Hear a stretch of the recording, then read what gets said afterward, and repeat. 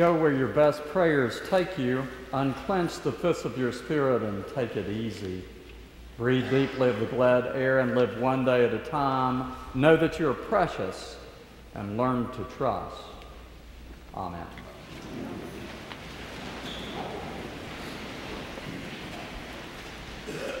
Well, good morning. I hope all of you have some good plans for this weekend and you've had some fun and an opportunity to relax, and that you'll get to do that some more before the weekend's over. As it is the first summer weekend, and boy, I'll tell you, I'm glad to see all of you. We got people in all directions, the beach and on vacation, and I know many of you will be busy soon as well, so it's great that you're here at church this morning. You know, yesterday I was off to exercise, and I ran into someone I know at exercise, and passing, they were just going down the hall and said, "You know, I almost forgot what this weekend is all about." And when he walked by, it hit me that he had witnessed the very thing that I had witnessed, because we'd both passed the Veterans Cemetery over in West Knoxville, and there was a Boy Scout troop, and they were out putting up flags at each grave. And then I remembered what this weekend is about. Not so much about, my cookouts and my plans for tomorrow, but something else that we really stop to celebrate and commemorate. Memorial Weekend and Memorial Day. I heard a general tell this story that I'll share with you. He said there was a brand new second lieutenant. Michael, could you turn me down just a touch? I'm pinging just a little bit. A brand new second lieutenant was just out of airborne school, and he was learning to be a jump master. Now, if you don't know what that is, it's his job to jump first, parachute first, and then he will call in all the planes and the equipment and the men and women, men in the airborne in the Army still, as they parachute into a landing zone. So he was practicing, they dropped him in, he had a sergeant with him, he was down, had a walkie-talkie, he was talking to the planes. And, of course, he was nervous. He had never done it before, and he thought, well, I can do this. He'd been trained to do it. And so the first plane was approaching. He gave him the coordinates. They were lined up, told him to drop, and they dropped a great big half-track, huge, to drop it into the landing zone. Everything looked great.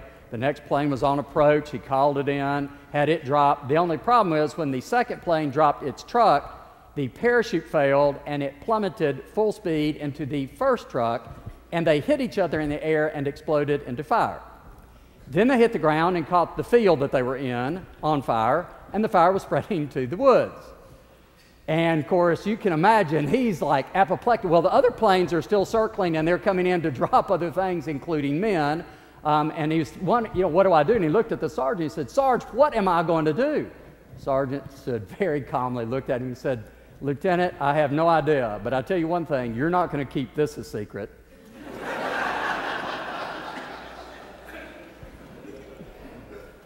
The general was Colin Powell. Told that story the other day. And what do you think his point was? His point, I think, is that the military teaches its men and women, trying to remind us, all of us men and women, to take responsibility. From the lowliest private to the highest general, to the lowliest citizen, to the President of the United States, it is our job somehow to be responsible for this gift that we have been given. I mean, how could we imagine? How can we get outside ourselves and weigh what it is we have? We have an unparalleled freedom. Now, there are probably other countries that feel the same. We'll give them that right.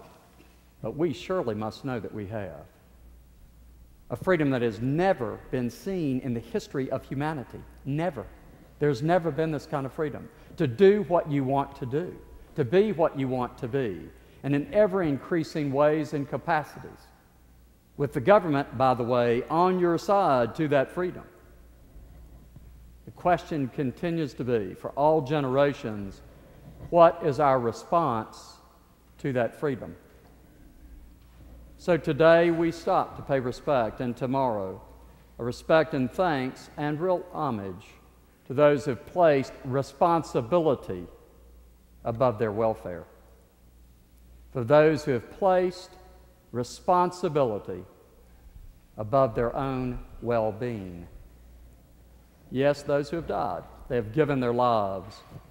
And I was reminded of that every time, as I have been 4 or 5 times yesterday and maybe once or twice today, driving past those flags that are above the ground, covering the graves of those who are below the ground, who have given their lives.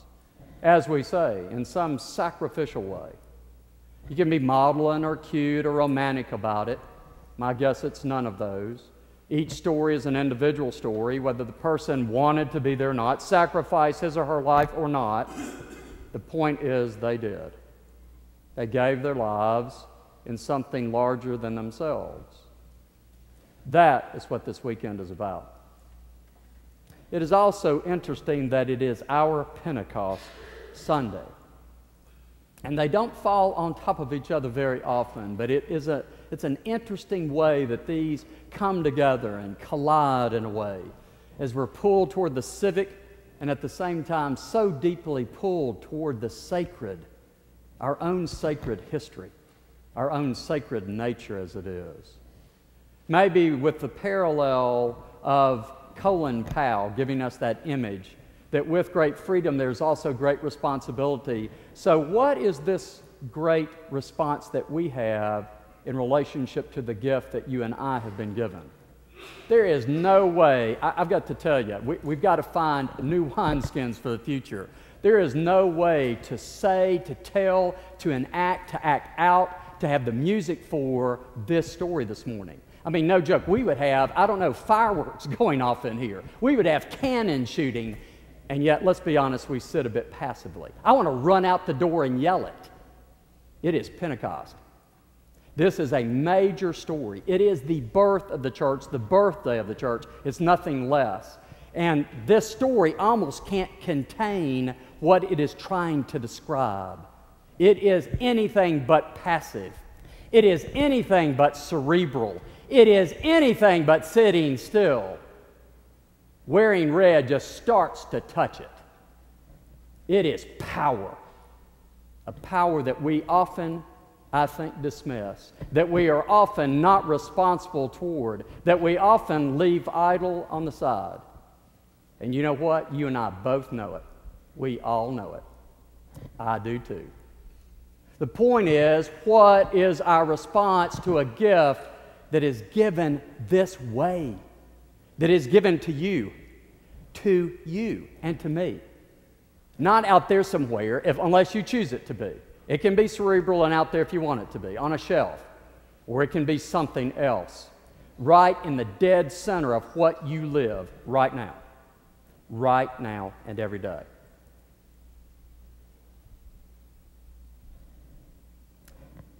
I have a guy that I read, his name is Gordon MacDonald. He tells the best stories. He really does. He and his family live in, I think, New Hampshire, and he and his wife are going to the next small town over to go to dinner. And he said he got lost, just could not find the street, he just got lost.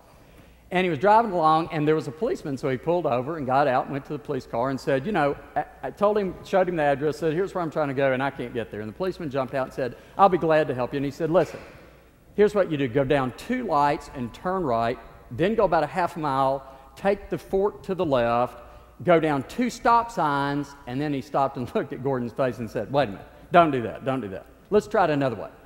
What I want you to do, I'm telling you to do this. Do a U-turn, go back the way you came from, go back about a half mile to the major intersection, take a right to the parallel road to this one. You're going to see it, you're going to take a right, and he looked at him again.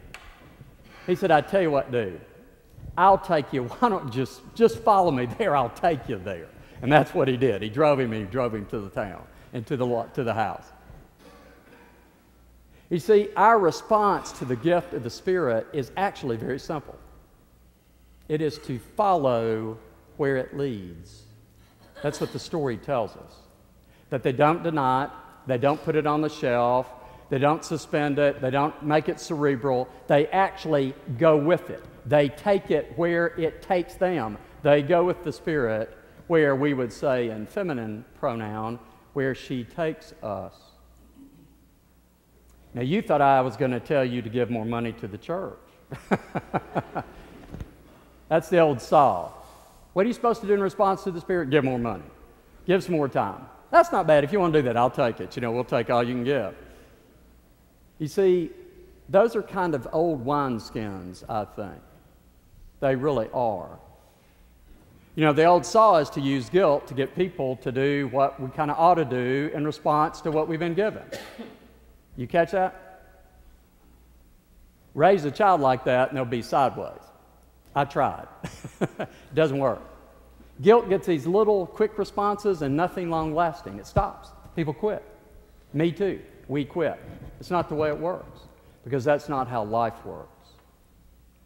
It occurred to me to think about that in relationship to the nation this weekend. If we tried to guilt everybody in relationship to the freedom we've been given, what would we get? I would ask you a question. How much guilt do you see out there? You see very much guilt? I don't see very much at all. It really doesn't work, does it? You see, we need a new way. Actually, the new way is the old way. It's been around. We just often don't pay attention to it. It's to go with the gifts that you've been given. Go with the gifts you've been given. And sometimes that means we need to suspend a little bit of stuff.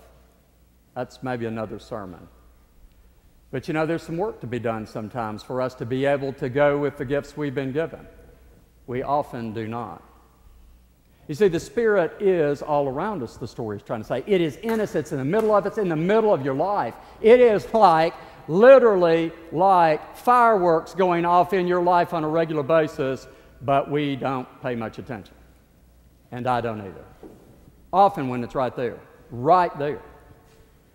I'm not sure what that's about. I don't know if I've been trained not to pay attention. I don't know if I'm too distracted. I don't know if I'm too busy. I don't know if I'm too overburdened. I don't know what that is, but I don't pay much attention. And I talk to a lot of people who don't pay much attention either. We get it. It's usually in the rearview mirror. That's not bad. We get the Spirit in the rearview mirror. When I'm looking back, I went, oh my gracious. That was God at work. And that works, by the way. That might be a pretty good start, where we catch God at work in our lives and we know the Spirit was moving, whether we followed or not. But I'm back to ask you a tough question on a serious weekend. What do you do with it? Do you really follow? Every once in a while we need to ask ourselves the question. It's time to not be passive every once in a while. To quit being cerebral. To be alive. Do you follow? And what happens when you follow? Now, this woman, Peggy, any of you take Guideposts? There was a great story in Guideposts a couple of months ago. She got this thought about somebody at her church.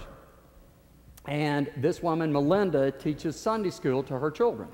And she thought, I'm going to do something nice for her. Well, she'd thought it a couple of times and didn't do a thing.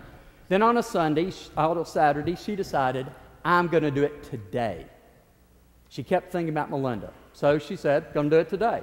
I'm going to bake a pound cake. She's a great baker, makes great, delicious pound cake. She said, I'm going to take her a pound cake just to thank her, and I'm just going to do it. So, boom, she launched off, went in the kitchen, started getting everything out. And this other thought kept coming, don't make a pound cake, make a lemon cheesecake. And she was kind of weighing that, and she was thinking, that's why lemon cheesecake. She thought, that's silly.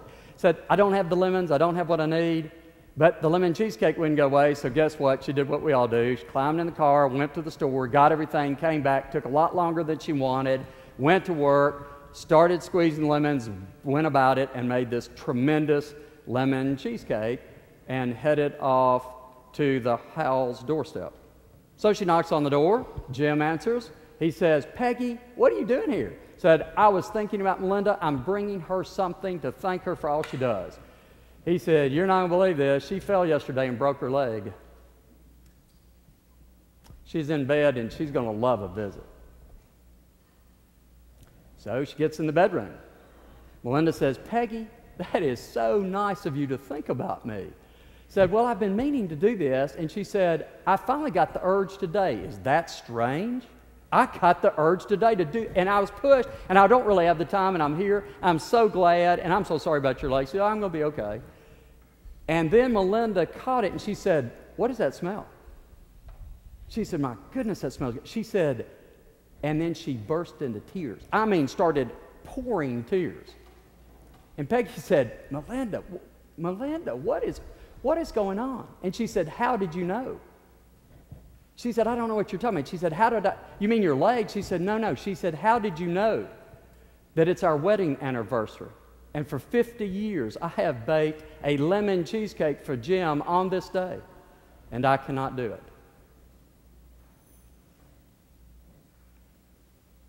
I hear that kind of story 20 times a week from you. 20, maybe 30, maybe 40. I also witness 140 times when I hear it way down the road and someone said, you know, it was there, I just didn't do anything with it.